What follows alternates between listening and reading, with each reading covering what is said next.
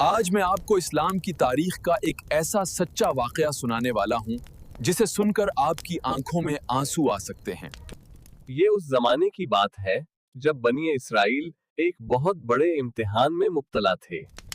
ان کے سامنے ایک ایسا دشمن کھڑا تھا جسے دیکھ کر پتھر دل انسان بھی کانپ اٹھے۔ جالوت نامی ظالم بادشاہ اور بنی اسرائیل کے لشکر میں خوف کی لہر دوڑ گئی۔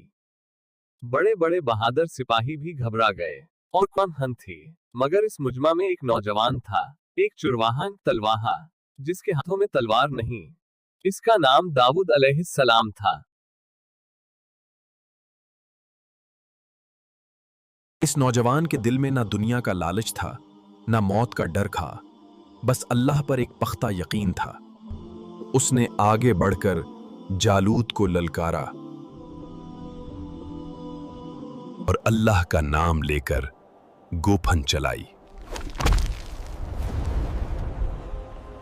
وہ پتھر سیدھا جالوت کے ماتھے پر لگا اور وہ ظالم زمین پر ڈھیر ہو گیا۔